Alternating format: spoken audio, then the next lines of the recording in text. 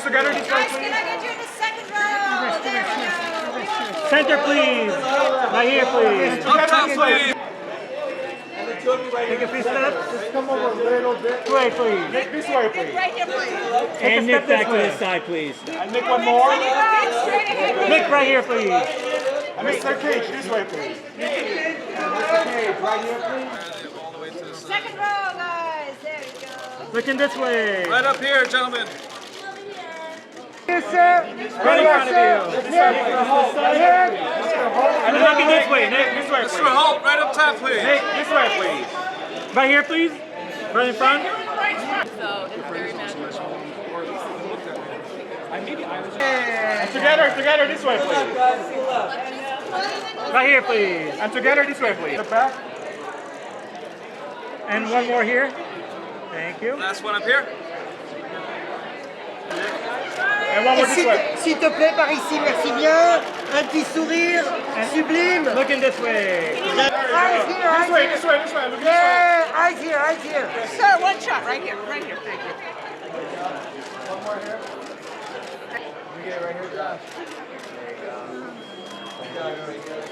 And looking right here. Thank you. Red right over here. Thank you. And looking this way. And Right this here, way. right in front. Can you look at me for one, right? Right up top, sir. One right. Right up top here. Thank you. Right here. And Jason on And one more. There you go. Yes. I'm going to trouble you Thank you. for one shot on this. I'm going to bring you back. Can you guys look at us, please? Everyone look front. And this way, please. All right. Right here, please.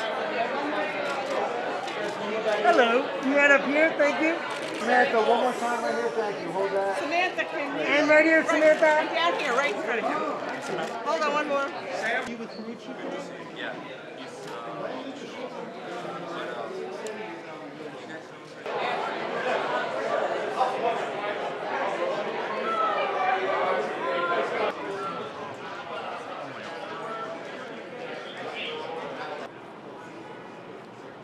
You take Bitcoin?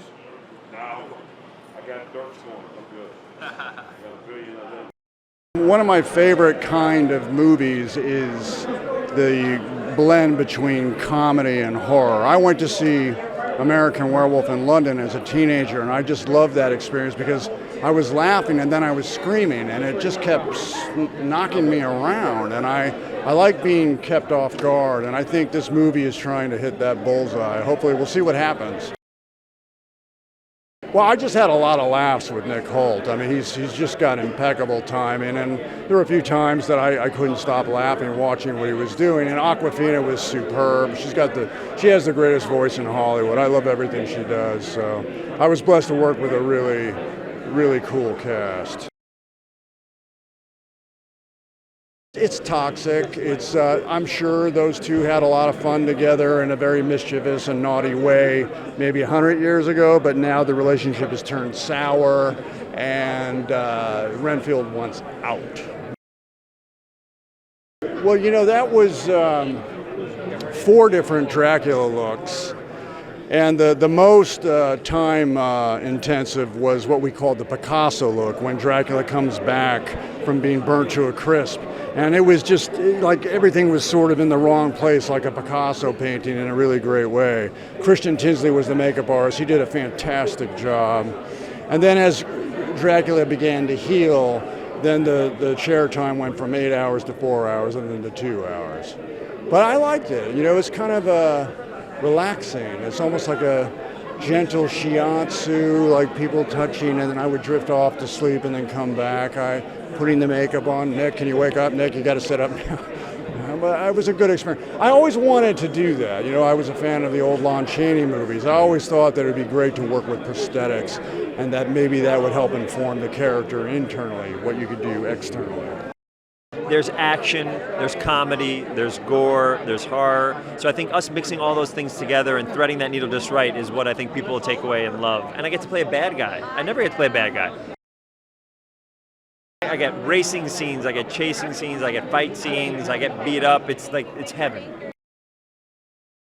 I watched like Donnie Brasco, I watched Mean Streets, I watched Scarface, and I thought that this character would have all those posters on his wall, but he could never be any of them. He just wants to be them. Do you know what I mean? So I thought that'd be a funny thing to see those people and then just someone trying to achieve that and just failing miserably.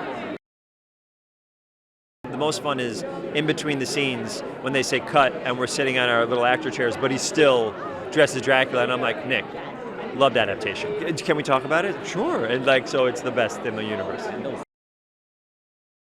I loved doing my fight scenes with Nick Hoult because I just love Nick Hoult and he was so good. And then anytime I got to talk to Nick Cage, he's just like a museum of incredible stories. He's lived so many different lives and he's been in every movie we've ever seen. So it's like to talk to him about filmmaking is incredible.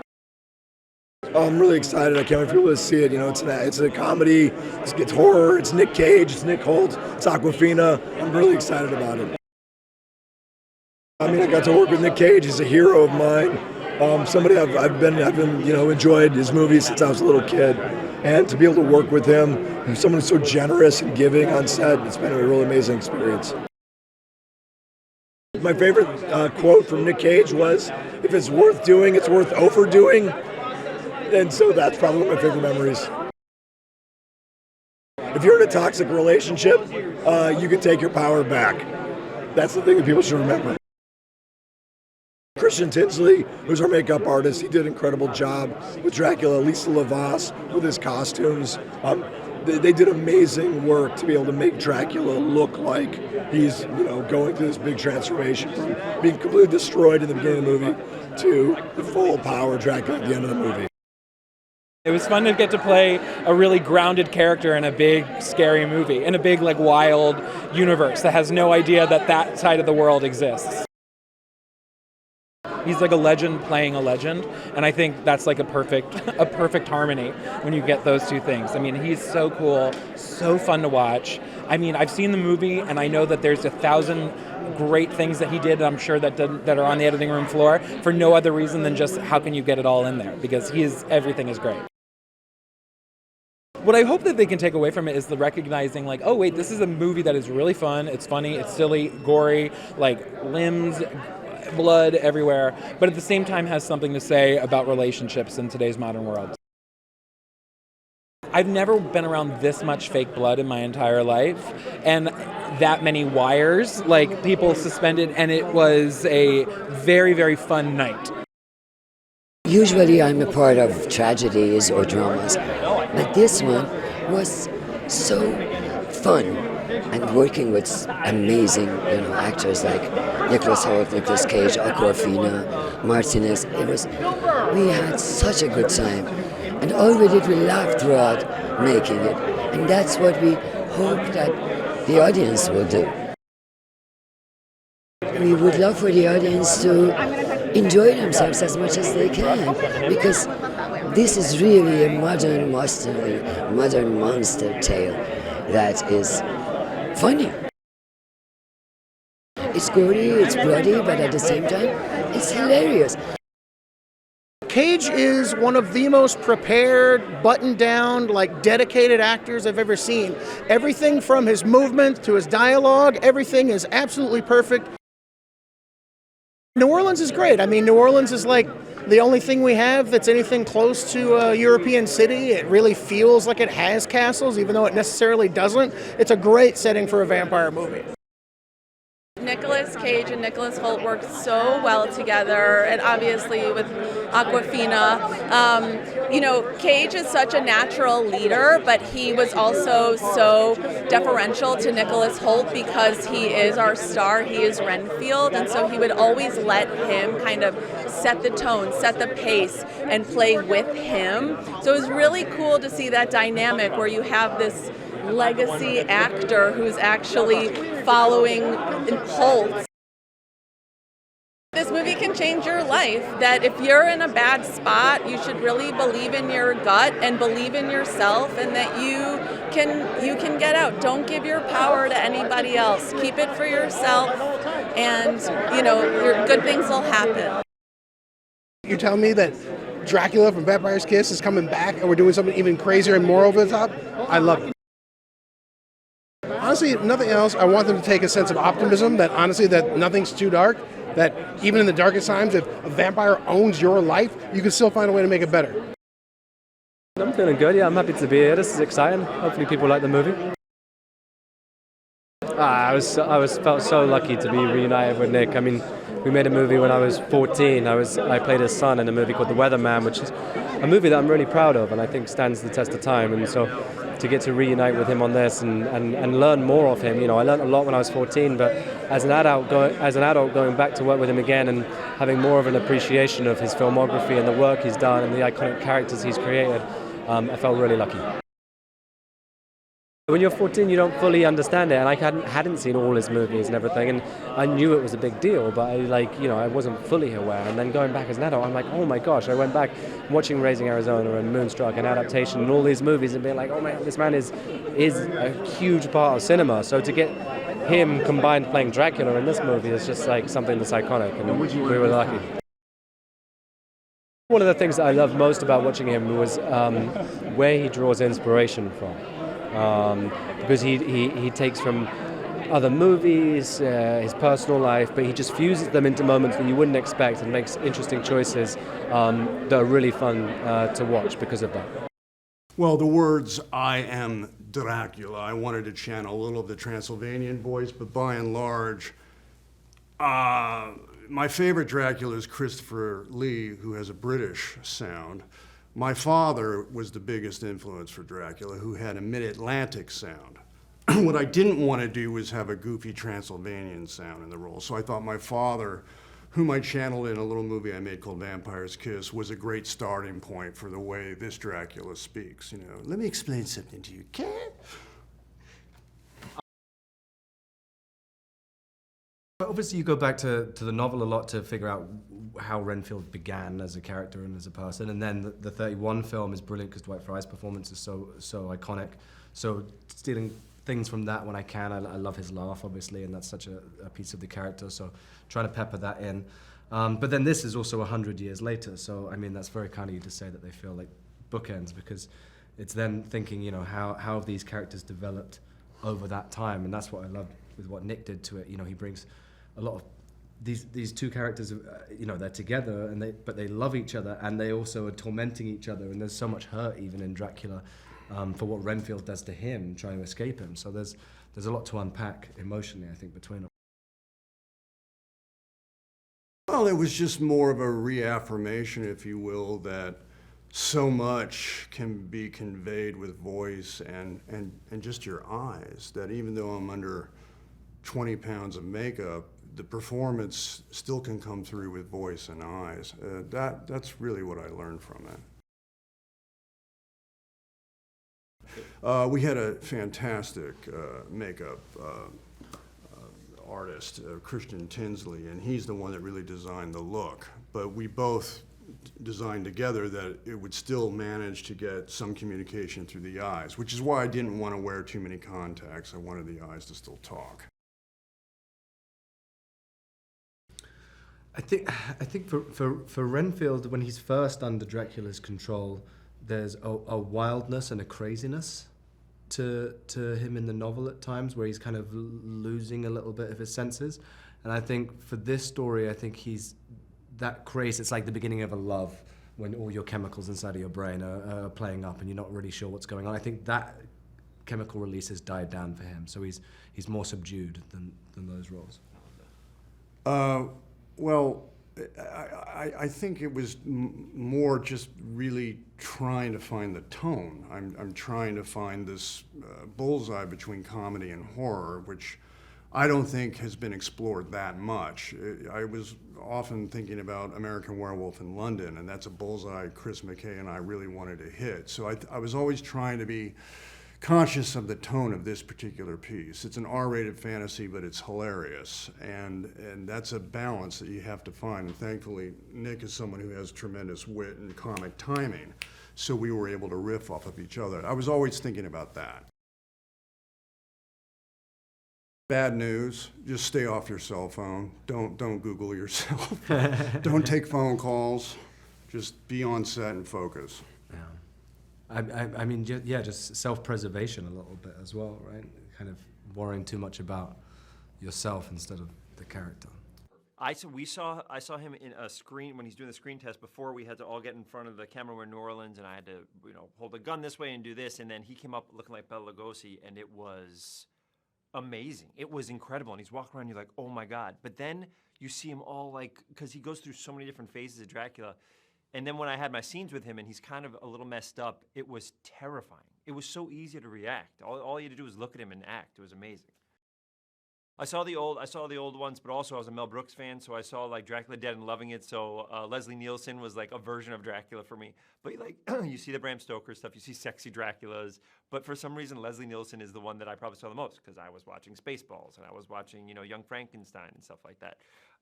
So my correlation with it is I was always kind of afraid of horror movies, so I would kind of keep them at bay until I got older, and then I started downloading all of them in my brain.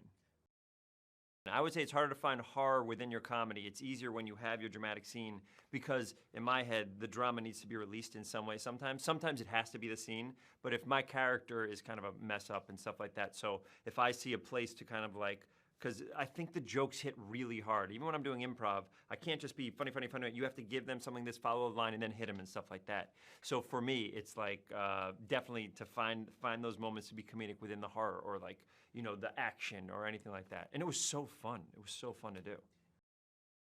Amy Poehler had the best line in where she said, I've turned the character John Ralphio into like a little puppy where even when he pees on something like, oh, John Ralphio, you can't get too mad. I try to do that. I try to make you feel the heart of the character enough where when they do something stupid or something bad, you feel for them and you're like, oh, it's kind of adorable. It's bad. Don't do that again, but it's kind of adorable. He's so bad. He's trying to kill people. He's doing drugs. He's such a bad person where I think putting that element in there is really fun because you're like, how am I rooting for this terrible human being? But that's I think the fun of it. Yeah. Joan Foreman Schwartz, Joan, maiden name Foreman, married name Schwartz, was a music teacher for 50 years in the Bronx. One of my favorite human beings in the universe. Talk to her all the time. She has loved it. Also because I played Carnegie Hall. My improv shows played Carnegie Hall, and I'm playing Radio City in September, and it's the idea that my mom could go into these venues that she had no money growing up, and we didn't really go to Radio City and stuff like that, but we know what it feels like. It's amazing. To give her that is amazing. Her son is on the thing. It's been amazing. I remember when I did Carnegie Hall, my mom was the mayor in there, greeting everybody like it was her show. She's like, oh my God, yeah, it's my son. I know, it's gonna be great. So she's over the moon. And she'll be so happy, Jake, that you mentioned her in this. I got you.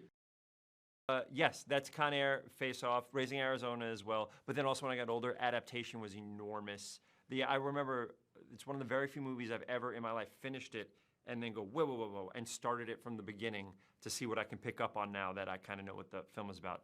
But he's a movie star. I mean, there's not as many movie stars anymore, you know what I mean? There's big vehicles, but it's there's not as many movie stars. I remember a couple actors that are really established are because there's so much social media and you see everybody and stuff like that, but man, he was it for us. And I remember I did a show with John Malkovich, and we got John Malkovich to watch Con Air with us so we can ask him questions during it, and it was the best thing in the universe. It was heaven. It was amazing. And I don't think he had seen it since the premiere, so it was amazing. He's got, he's an incredible cinephile. He loves movies. He loves Dracula. He loves horror movies. As we were talking about what Dracula should look like just in general, for me, I wanted to synthesize stuff, whether it was the Bela Lugosi, the Christopher Lee. I wanted, Gary Oldman, and from the book, from the Stoker novel, I wanted, elements of that. So that's why you have a top hat in one scene. You have a cane. That's from the Stoker novel. The teeth, I wanted to kind of mimic the Lon Chaney Sr. London After Midnight, all sharp teeth, using Bela Lugosi's outfit and Christopher Lee's when Dracula gets bloodlust. We use those contact lenses that Christopher Lee had in the Hammer movies when he gets blood, the bloodlust. So it was part of it was just synthesizing stuff. When Cage came in, we had to sort of describe Dracula as like a rock and roll Dracula. We wanted it to kind of be really flashy and big. So, Cage came in and the rings, that's where we got the rings and the fur and all of the, kind of really, soft and tactile textures and that sort of thing in the costume. So that was, yeah, it was a lot And I just want to say I was absolutely essential to this process because I would go, that looks really cool. Yeah, we were doing camera tests, and Chris had set up this amazing set, and they were smoking the area, and I have never really seen a director go hard on camera tests like this. And Cage walked in, and it was dark and creepy, and there were candelabras everywhere, and he was in costume, and it was it just transports you, and just the way he walks, the way he turns his head, everything was quintessential Dracula. It was phenomenal. And I don't know if you stayed for the end credits of the movie, but in the end credits of the film, where you have some that you see some of the camera tests as the end credits play. Yeah. When the budget runs out, that's usually when we notice this stuff. And usually it's after that, long after that. I mean, splatstick humor's kind of been around for a long time, and movies like Sam Raimi's Evil Dead 2 kind of perfected, splatstick humor. So I think that there's a natural connection between humor and horror, and I think even the way, just from a structural standpoint, the way you develop a scare and the way you develop a joke, oftentimes are the very same kinds of things. Or just you're sort of one is something that's shocking, one makes you laugh. But yeah, I mean, splastic horror has always been something that for me is I just didn't some of my favorite movies have Shaun of the Dead and things like that. Those jump scares and moments of terror in a film, they take you off balance and they pull you out of yourself. That's one of the reasons why they're so appealing. And I think when you're in that zone, you can't help but laugh because you're like, oh my gosh, I can't believe this happened to me. So it makes the marrying of the genres really possible and really work when it's done well, because that moment when you're laughing, you can kind of feel yourself am I going to be terrified here, or is this going to be funny? And there's a nice sweet spot where those two feelings diverge that I think you can really kind of hit. Yeah, and it's also you sort of know that the filmmakers got you. Yeah. You know what I mean? You get that jump and you get that thing, and then you sort of you relax and you realize, yeah, they got me.